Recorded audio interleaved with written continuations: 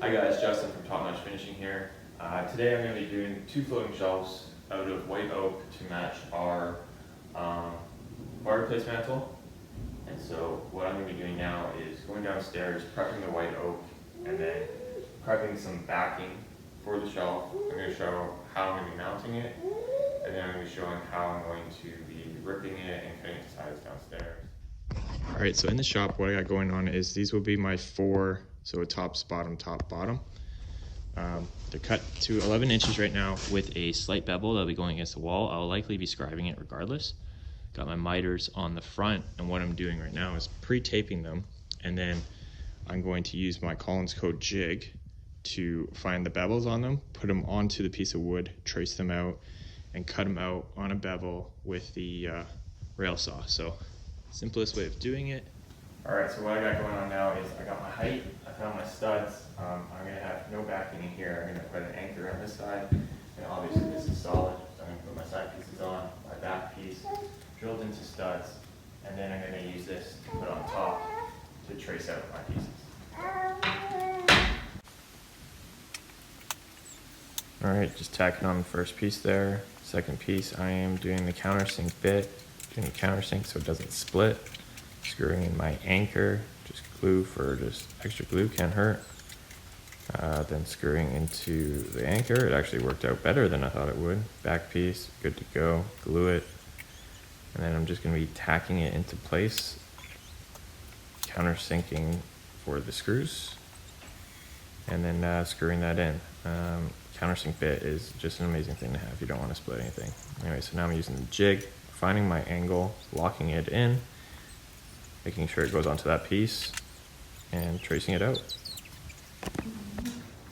So now I've traced this onto this piece, and I'll be going downstairs to cut this one. We can now do it the same with the bottom, cut them, bring them up, fit them. Same process for the bottom, just a little bit more fun because you got to work on top and you have nothing to sit it on. Lock it in, do the other side, good to go, put it on the piece, trace it, and ready to cut. Now that they're in place, I've cut both sides at a bevel. I'm flushing them out up front with my square. And then from there, I'm now looking at the back and seeing how bad of a scribe it is. So going to scribe that now, and what's gonna happen is that backing is gonna be too long, so I'm gonna have to buzz that off as well. But it turns out that that back bevel that I put onto the piece is kind of useless, but oh well, live and learn. Time to scribe it, then rip it. So that's what I got to rip off. And what I do, I just set the table saw to the bevel. I cut it off. I'm going to sand the top again, and we're good to go. No messing around with rail saw, sander, planer, all that kind of stuff. So the top and bottom are ready to go. I'm just going to put a little bit of glue on it, tack them in with the 23 gauge. I'm going to be sanding this whole thing down regardless because it's not stained yet, so that gives me the benefit of at least I get to pop some nails in it, let the glue set. So like I said, just gonna put some glue on top, reinforce it, put the top on, hammer it down. This side actually needs no nails. It's very snug, it's right against all the backings. I'm happy with that. This bottom one, a little different story. It's kind of floating out there, right? So I'm just putting a couple nails into it, measuring my face, gonna go downstairs and cut it. For the dry fit. Now I'm going to take this off, glue it, and then I tape the joints and let it sit overnight. Alright, during this step, just lay out a ton of tape on the top, on the bottom.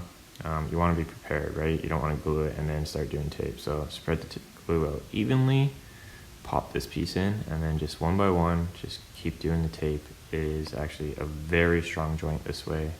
Do the top, do the bottom, make sure everything's flush, and then that's all you need. You're good to go.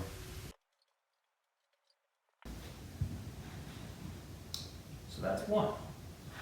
Now I'm gonna talk it over with the wife where we want number 2. And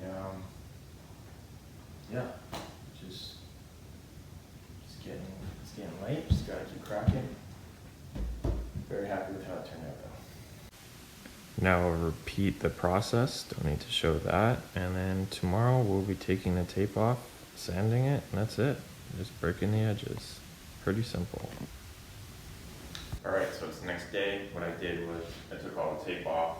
I just broke the edges and just cleaned it up. And at some point I'm going to put a clear on all three of them. I'm just not getting around to that yet. I'm going to be focusing on other stuff. But anyways, this is how I build my shelves. If you could like and subscribe, that would be huge. I know I'm new to YouTube, don't have very many videos yet, but I'm going to be creating more content, so follow along.